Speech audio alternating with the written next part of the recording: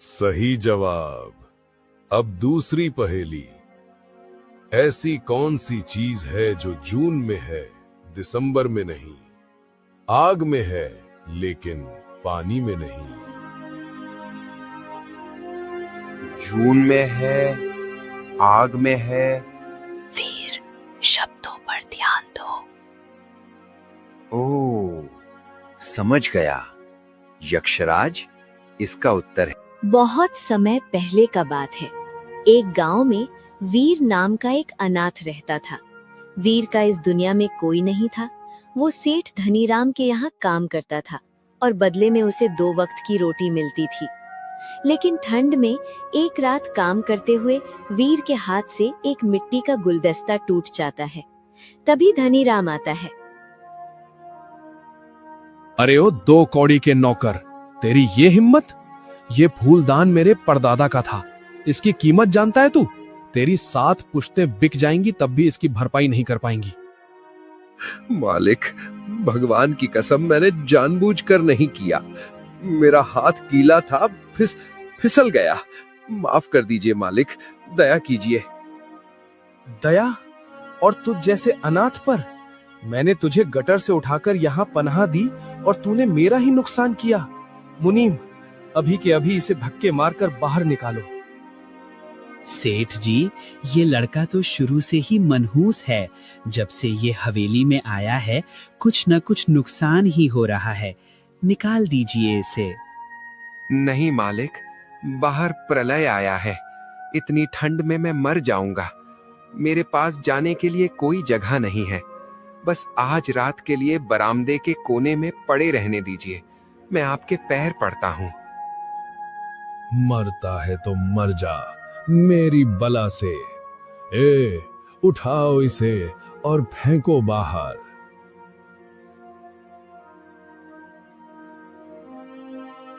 दरवाजा खोलिए। मुनीम काका, आप तो मुझे जानते हैं। खोलिए दरवाजा। हे भगवान, ये कैसा न्याय है तेरा? अगर मुझे अनाथ ही बनाना था तो पैदा ही क्यों किया? थक हार कर वीर अपने माता पिता की आखिरी निशानी, उसी लॉकेट को निकालता है जिसे वो बचपन से अपने पास रखा था। माँ, पिताजी, आप जहाँ भी हो मुझे अपने पास बुला लो। भूख और अपमान की आग में जलता हुआ वीर वन में उस ओर चल पड़ा जहाँ जाने का नाम लेते ही लोगों की रूह कांप जाती थी। काल वन।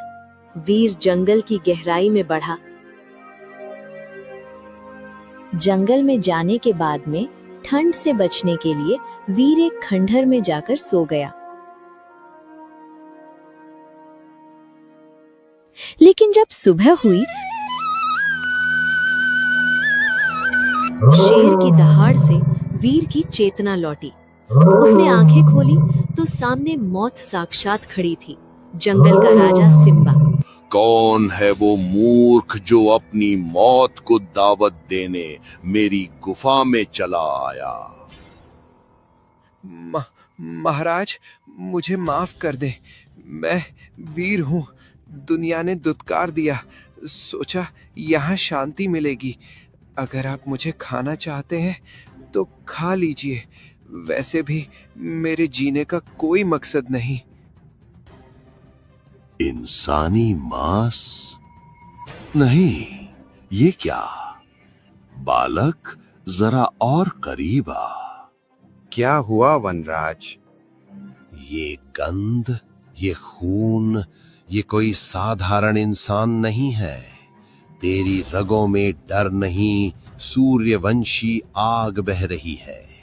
और ये लॉकेट जो तेरे गले में चमक रहा है, इसे कहां से चुराया है तूने? चुराया नहीं है महाराज, ये मेरे पास तब से है जब से मुझे होश आया। मैं अनाथ हूं, बस यही एक निशानी है मेरे पास। झूठ, तू अनाथ नहीं है, तू इस जंगल का वारिस है। 20 साल पहले दुष्ट तांत्रिक काल कंटक ने तेरे माता पिता पर हमला किया था, वे जंगल के रक्षक थे। तुझे बचाने के लिए उन्होंने तुझे दूर कर दिया था। मेरे माता पिता, क्या वे जीवित हैं? सच सच बताइए महाराज, मुझे झूठ मत बोलिएगा। मैं बरसों से इस सच के लिए तड़पा हूं। हाँ, वे मृत्यु घाटी के उस पार एक गुप्त कुटिया में कैद हैं। जंगल मर रहा है वीर, नदियां सूख रही हैं। अगर तूने जीवन मणि को वापस स्थापित नहीं किया तो हम सब मिट जाएंगे। जा, अपने खून को पहचान और अपने माता पिता को मुक्त करा। सिम्बा की बातों ने वीर के अंदर सोए हुए शेर को जगा दिया था। अब वो जीने के लिए नहीं, बल्कि अपने अस्तित्व को खोजने के लिए आगे बढ़ा। रास्ता भयानक था। कहीं जमीन दलदल बन जाती तो कहीं पेड़ अपनी शाखाओं से रास्ता रोक लेते। तभी उसे किसी के चिल्लाने की आवाज आई। ये आवाज किसी लड़की की है। मुझे जाना होगा। वीर वहां गया तो देखा एक भेड़िया उस लड़की पर हमला करने वाला था। नहीं, पास मत आना। लेकिन वीर ने पास पड़ी एक लकड़ी उठाया और उस भेड़िए की तरफ गुस्से से बोला, ए दुष्ट जीव, उस लड़की को छोड़ दे। अगर तूने उसे हाथ भी लगाया तो मैं तेरी टांगे तोड़ दूंगा। अचानक भेड़िया वीर के लॉकेट को देखा और वहां से भाग निकला। वो वन्या थी, जंगल की सबसे खूबसूरत वन कन्या। हे भगवान, तुम कौन हो? तुमने अपनी जान खतरे में क्यों डाली? जान तो वैसे भी नहीं थी, कम से कम किसी के काम तो आई। मैं वीर हूं, तुम ठीक तो हो? मैं वन्या हूँ, इस जंगल की वैद्य। मैं जड़ी बूटियां लेने आई थी, पर रास्ता भटक गई। तुम बहुत अजीब हो वीर। लोग जंगल से भागते हैं और तुम जंगल के अंदर जा रहे हो। मैं एक मिशन पर हूँ वान्या। सिम्बा ने बताया है कि मेरे माता पिता जीवित हैं और मुझे जीवन मणि ढूंढनी है। क्या तुम जानती हो मृत्यु घाटी कहाँ है? जीवन मणि? वो रास्ता मौत का है वीर। वहां से कोई जिंदा नहीं लौटा। लेकिन तुमने मेरी जान बचाई है। मैं तुम्हें मरने के लिए अकेला नहीं छोड़ सकती। चलो, मैं तुम्हें रास्ता दिखाऊंगी। दोनों की आंखों में एक दूसरे के लिए कृतज्ञता और एक अनकहा आकर्षण था। वन्या ने वीर का साथ देने का फैसला किया। जैसे जैसे वे आगे बढ़े, जंगल की भयानकता कम और खूबसूरती ज्यादा दिखने लगी। वन्या ने वीर को जंगल के रहस्यों के बारे में बताया। कई दिनों की कठिन यात्रा, तूफानों और जंगली जानवरों का सामना करने के बाद वे एक झरने के पीछे छिपी गुफा तक पहुंचे। वहां का वातावरण शांत और पवित्र था। गुफा के अंदर एक वृद्ध दंपत्ति ध्यान में लीन थे। जैसे ही वीर ने वहां कदम रखा, हवाओं का रुख बदल गया। बाबा, हम रास्ता भटक गए हैं। क्या थोड़ा पानी मिलेगा? बहुत प्यास लगी है। आवाज सुनते ही सुमित्रा ने आंखें खोली। ठहरो, ये आवाज, ये धड़कन। सुमित्रा, तुम फिर शुरू हो गई। हमारा बेटा 20 साल पहले खो गया था। उसकी नजर वीर के चेहरे पर नहीं, बल्कि उसके सीने पर चमकते लॉकेट पर गई। एक माँ की ममता ने 20 साल के फासले को एक पल में मिटा दिया। नहीं, एक माँ का दिल धोखा नहीं खा सकता। देखिए स्वामी, इसके गले में देखिए, ये लॉकेट, ये हमारा विजय है। ईश्वर, ये तो वही है। मेरे बच्चे, तुम जिंदा हो। विजय? लॉकेट? आप क्या कह रही हैं? हमें माफ कर दे मेरे लाल। उस तांत्रिक काल कंटक से तुझे बचाने का यही एक रास्ता था। हमने अपना कलेजा पत्थर कर लिया था ताकि तू जिंदा रह सके। माँ, पिताजी, आप यहाँ हैं और मैं पूरी दुनिया में आपको ढूंढ रहा था। वीर के आंसू रुकने का नाम नहीं ले रहे थे। जिस परिवार के लिए उसने ताने सहे, जलालत झेली, वो आज उसके सामने था। माफ कीजिए, ये मिलन बहुत सुखद है, लेकिन हमारे पास समय नहीं है। जंगल की सांसें उखड़ रही हैं। सही कह रही है बेटी। विजय, मेरा मतलब वीर, तुम्हें पाताल गुफा में जाना होगा। वहां समय यक्ष मणि की रक्षा कर रहा है। केवल वही तुम्हें मणि दे सकता है। वीर ने अपने माता पिता का आशीर्वाद लिया और वन्या के साथ पाताल गुफा की ओर बढ़ा। गुफा का द्वार हड्डियों से बना था। जैसे ही वीर ने प्रवेश किया,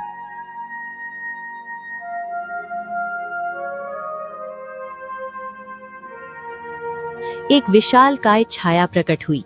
ये समय यक्ष था। ठहरो, मणि की चमक ने तुम्हें यहाँ खींच तो लिया, लेकिन क्या तुम में उसे पाने की बुद्धि है? यदि एक भी उत्तर गलत हुआ तो तुम दोनों यहीं पत्थर की मूर्ति बन जाओगे।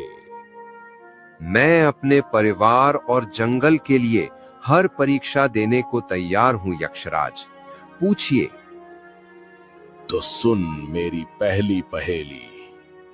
एक गुफा के 32 चोर, सब बैठे हैं मिलकर एक ओर। दिन भर करते काम तमाम, रात को करते सब आराम। बताओ वो क्या है?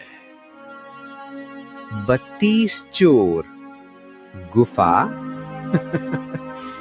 यक्षराज, यह तो हमारे शरीर का हिस्सा है। इसका उत्तर है दांत।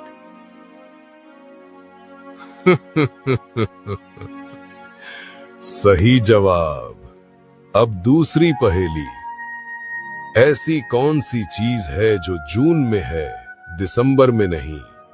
आग में है, लेकिन पानी में नहीं। जून में है, आग में है। वीर, शब्दों पर ध्यान दो। ओ, समझ गया। यक्षराज, इसका उत्तर है गर्मी। अति उत्तम। अब अंतिम प्रश्न। वो क्या है जो तेरा है पर तेरे पास कभी नहीं रहता? तू उसे न देख सकता है, न छू सकता है, बस उसके भरोसे जी सकता है। जो मेरा है पर पास नहीं, यक्षराज, वो है मेरा आने वाला कल, भविष्य। तू योग्य है रक्षक, ले जा ये जीवन मणि। वीर का जवाब सुनते ही यक्ष नतमस्तक हो गया और सामने जीवन मणि सूरज की तरह चमक रही थी। लेकिन कहानी अभी खत्म नहीं हुई थी। जैसे ही वीर ने मणि उठाई, गुफा में एक काला धुआं भर गया। तांत्रिक कालकंटक की आत्मा, जो वर्षों से मणि का इंतजार कर रही थी, प्रकट हुई। रुक जा बालक, ये मणि मेरी है। मैंने इसके लिए 100 साल इंतजार किया है। तेरा इंतजार खत्म हुआ दुष्ट।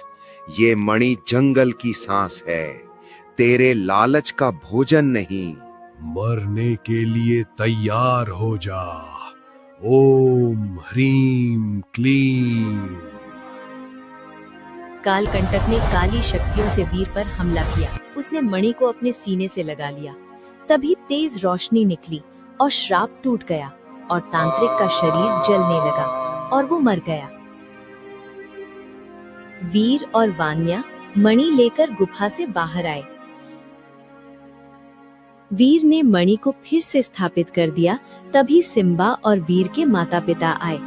जंगल के सांसें थम गईं और सब कुछ हरा भरा हो गया। जंगल को उसका असली राजा मिल गया। दोस्तों, मैं वही वीर हूँ जिसे कंगाल कहकर कीचड़ में फेंका गया था। मेरी कहानी याद रखना। जब दुनिया तुम्हें ठोकर मारे तो बिखरना मत। हो सकता है वो ठोकर तुम्हें तुम्हारी असली मंजिल की तरफ धकेल रही हो। और इस तरह वीर और वान्या ने जंगल पर वर्षों तक राज किया।